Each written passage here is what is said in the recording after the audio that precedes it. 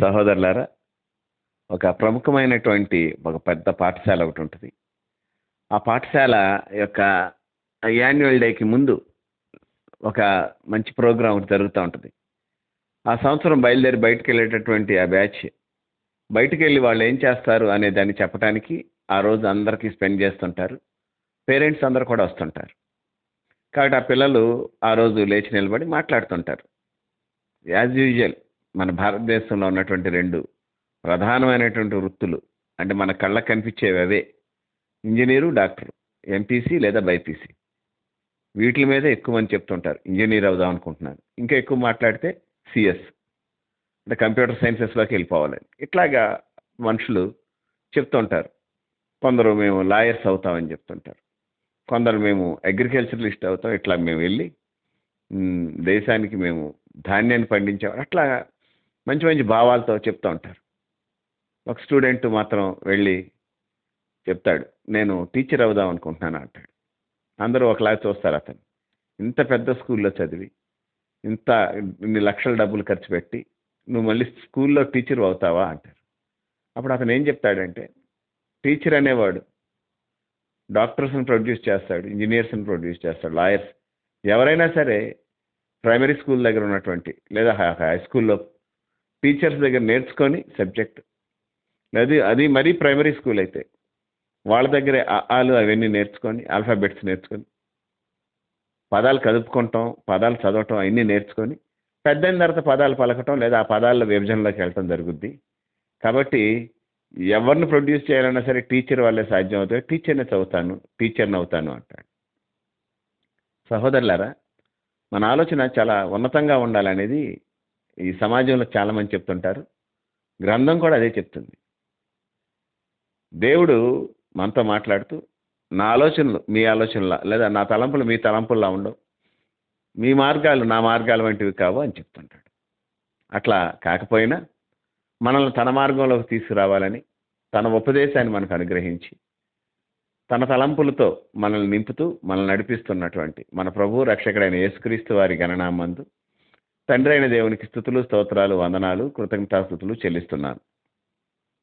ఆయన ఘనమైన నామాన్ని బట్టి భూమి మీద విస్తరిస్తూ వర్ధిల్లుచున్న మీకు కూడా క్రీస్తు వారి పుణ్యనామంలో శుభములు, వందనములు తెలియజేసుకుంటున్నాను. సహోదరులారా, స్నేహితులారా, మీరందరూ క్షేమంగా ఉన్నారు కదా?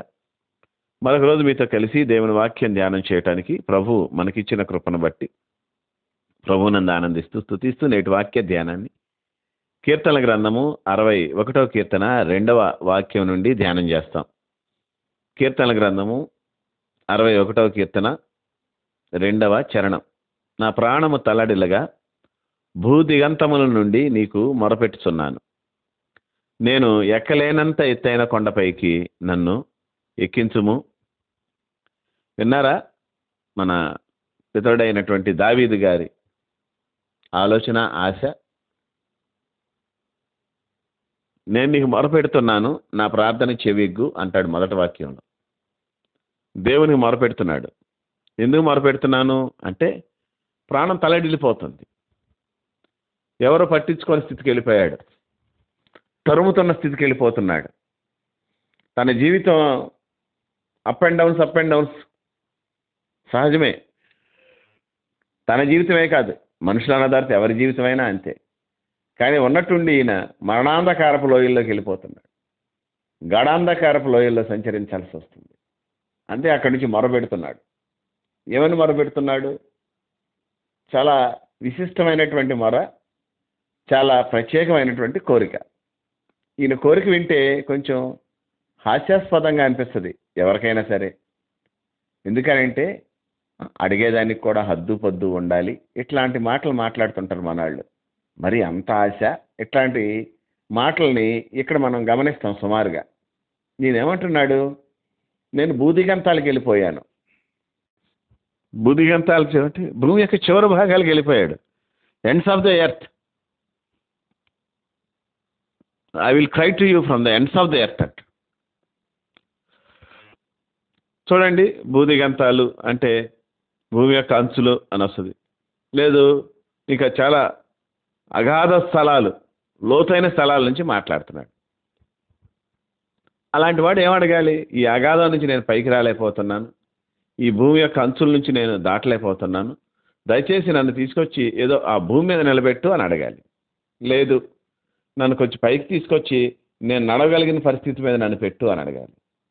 కానీ దావీదు యొక్క దృక్పథం మీరు ఇక్కడ గమనించినట్లయితే, దావీదు ఎవరితో మాట్లాడుతున్నాడో తెలిసి మాట్లాడుతున్నాడు. దావీదు దేవుని బాగా అవగాహన చేసుకున్నాడు. దేవుడు తోడై ఉన్నవాడు ఎట్లాంటి కార్యాలు చేయగలడో దావీదుకి చిన్నప్పటి నుంచి తెలుసు. ఎలుగుబంటి విషయంలో తీసుకోండి, సింహం విషయంలో తీసుకోండి, అందరినీ తలదన్ని అంత బలం ఉన్నటువంటి గొలియాతు విషయం తీసుకోండి. ఎవరినైనా సరే దావీదు నేను కాదు నా దేవుడే నాతో చేస్తాడు అనే బలంతో కొట్టాడు. ఆ దేవుడు నీకు కూడా ఈరోజు దేవుడే. ఆ బలాన్ని దేవుడు నీకు కూడా ఇస్తాడు. నమ్ముట నీ వల్ల అయితే నమ్మేవానికి సమస్తం సాధ్యం. దేవుని యందు బలవంతులై ఉండండి అని గ్రంథం మనకు స్పష్టంగా చెప్పింది. కాబట్టి దేవునిలో బలంగా ఉండాలి మనం. చాలా సంతోషం. వినండి సహోదరులారా, ఇక్కడ దావీదు బూదిగంతాల నుంచి మాట్లాడుతూ, ప్రభా సమతలమగు భూమి మీద నన్ను నిలబెట్టు, కొంచెం జనాల మధ్యలోకి నన్ను తీసుకురా అంటే సరిపోయేది. కానీ ఇతని దేవుడి యొక్క సర్వశక్తిమత్వం లేదు ఆయన యొక్క సర్వాధికార తత్వం ఈయన బాగా తెలిసిపోయినట్టున్నాయి.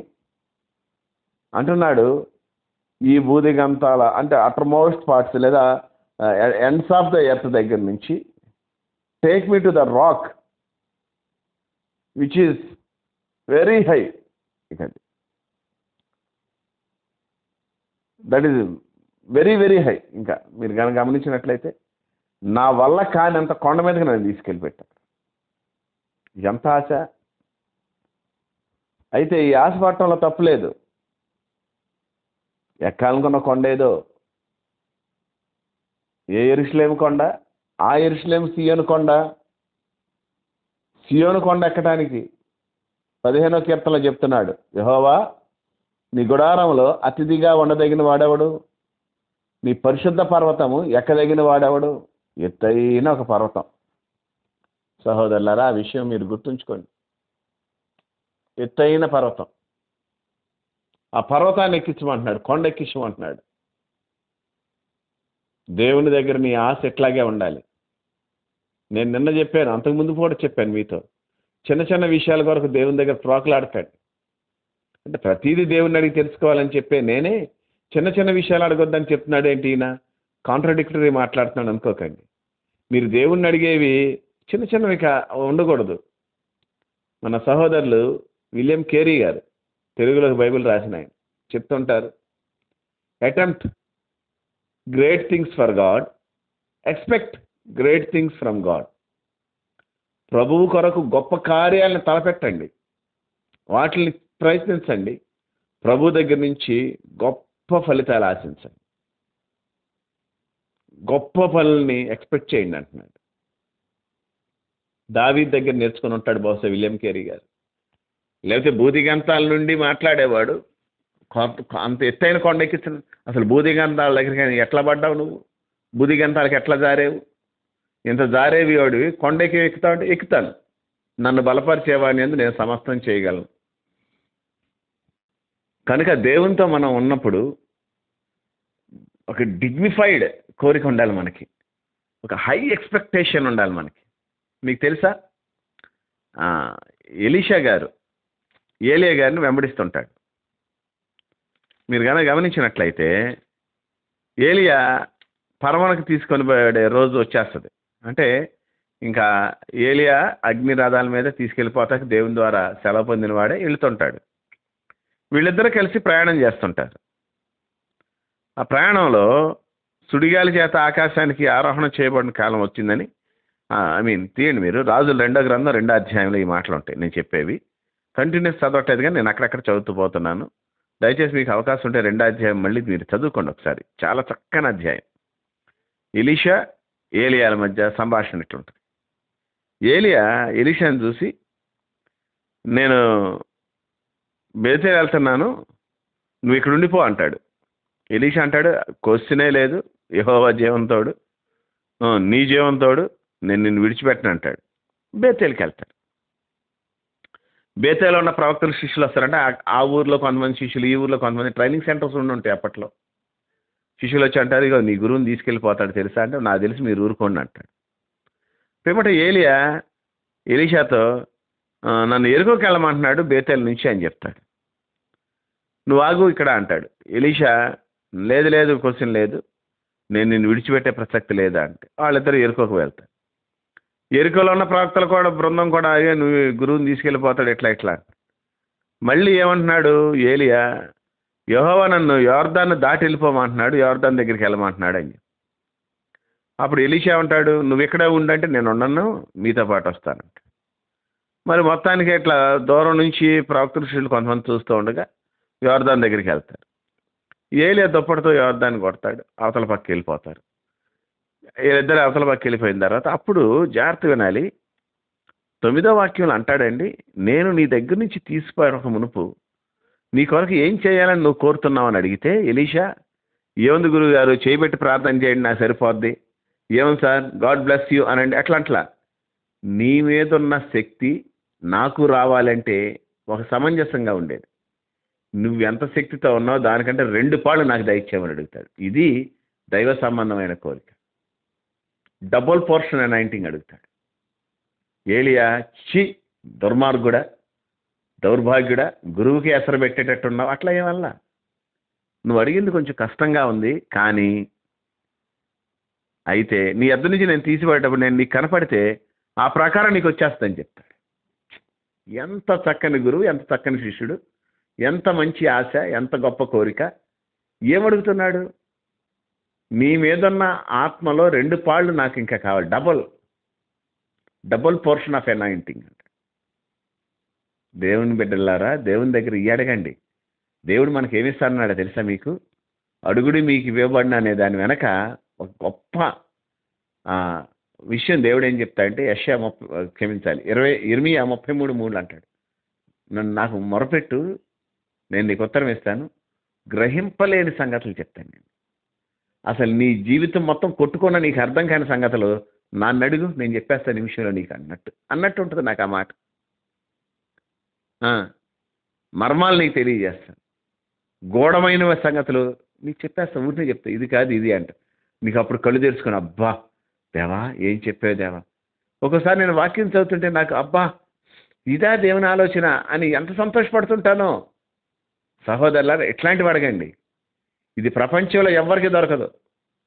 నువ్వు వేరే ఏదైనా అడిగినా సరే, నువ్వు ఏదైతే అడుగుతున్నావు అది ఆల్రెడీ ప్రపంచంలో కొందరికి ఉండటైతే అందరితో పాటు నువ్వు ఉంటే ఏం ప్రయోజనం? మనం ప్రత్యేకింపబడిన వారం కదా. అందుకని దావీదు అడుగుతున్నాడు, ఎలీషా అడుగుతున్నాడు, మీరు గొప్ప విషయాలు అడగండి దేవుని దగ్గర. భూదిగంతాల నుంచి మొరపెట్టేవాడు ఎక్కలేనంత ఎత్తైన కొండ మీద దేవుడు తీసుకెళ్తాడు. చేపలు పట్టుకునే 3, పేతురు, యాకోబు, యోహాను, 3 చేపలు పట్టుకునేవాడు. తాబోరు పర్వతం, పెద్ద పర్వతం ఎక్కుతారు, ఎత్తైన కొండ. మత్తయి సువార్త 17:1 ఉంటుంది. అక్కడికి ఎక్కించి తానేంటి ఇలా చూపించాడు. వాళ్ళు అడగలేదు, పెట్టలేదు. దేవుని ఉద్దేశం మనల్ని ఎత్తైన స్థితికి తీసుకెళ్లాలని, శిఖరం మీద నిలబెట్టాలని. నీ ఆశ భూ సంబంధంగా ఉంటే నువ్వు పైకి ఎక్కలేదు. ఆకాశం వైపు కనిపెడదాం, పైన వాటిని ఎదుగుదాం. లాయర్లు అవుతారు చాలామంది, ఇంజనీర్లు అవుతారు చాలామంది, డాక్టర్స్ అవుతారు చాలామంది, టీచర్స్ కూడా కోకొల్లో ఉంటారు. కానీ దృక్పథం వేరు, అతని యొక్క మోటో వేరైపోయింది. ఇక్కడ ఏమంటాడు? నేను టీచర్ అయితే ఒక లాయర్ టీచర్ని తయారు చేయలేడు, ఒక డాక్టర్ టీచర్ని తయారు చేయలేడు, ఒక ఇంజనీర్ ఒక టీచర్ని తయారు చేయలేడు. బట్ వేరియస్ ఒక టీచరు వీళ్ళందరినీ తయారు చేయగలడు. ఉన్నతమైన ఆశయం, ఉన్నతమైన కోరికతో ఉన్నాడు. కనుక సహోదరులారా, మరి భూమి మీద ఉన్న ఒక వృత్తి అంతమందిని అట్లా తయారు చేయగలిగితే, ఆకాశం అందున్న దేవుని దగ్గర నుంచి నీకు ఒక అవకాశం లేదా దేవుని దగ్గర నుంచి నీకు సహాయం వస్తున్నప్పుడు నువ్వు ఏ స్థాయి విషయాలను ఆలోచించాలి, ఎంత ఉన్నత దృక్పథంతో ఉండాలి. ఎక్కలేనంత ఎత్తైన కొండ మీద ఎక్కటానికి దేవుని మనం అడగాలి. ప్రార్థన చేసుకుందాం. మహాపరిశుద్ధుడు అయిన తండ్రి, ప్రేమ కలిగిన వాడా, నీకే వందనాలు, స్తోత్రాలు, కృతజ్ఞతాస్తుతులు చెల్లిస్తున్నా. నీ కృపను బట్టి మా జీవితాల్లో నేటి వరకు నువ్వు ఇచ్చిన నెమ్మదిని బట్టి, క్షేమాన్ని బట్టి, కనికరాన్ని బట్టి నీకు స్తోత్రం. ఈ సమయంలో ప్రార్థన చేస్తున్నాను ప్రభు. మేము చాలా చిన్న చిన్న విషయాలు అడుగుతూ అసలు అడగకూడని వాటిని అడిగేస్తున్నాం. అడగవలసిన వాటిని నిర్లక్ష్యం చేసి, మేము అడగవలసినవి చాలా ఉన్నాయి, మేము వెతకవలసినవి చాలా ఉన్నాయి, తట్టవలసినవి చాలా ఉన్నాయి. ఏవి నీచంలో ఏవి ఘనంలో తెలియట్లా. గ్రహింపు లేదు, అవగాహన లేదు, ఆలోచన లేదు. దయచేసి మాకు గ్రహింపు, అవగాహన, ఆలోచన దయచేయమని అయ్యా, మేము కోరవలసినవి ఏంటో వాటిని మా హృదయాలకి తెలియజేయమని అటు స్థితికి మమ్మల్ని అప్పగించుకుంటూ ఘనత, మహిమ, ప్రభావాలు యుగయుగములు మీకు ఆరోపిస్తూ మా ప్రభువును రక్షకుడైన యేసుక్రీస్తు వారి పుణ్యనామమున కృతజ్ఞతాస్తుతులు చెల్లించి వేడి బ్రతిమాలుకొనుచున్నాము తండ్రి. Amen, amen, amen.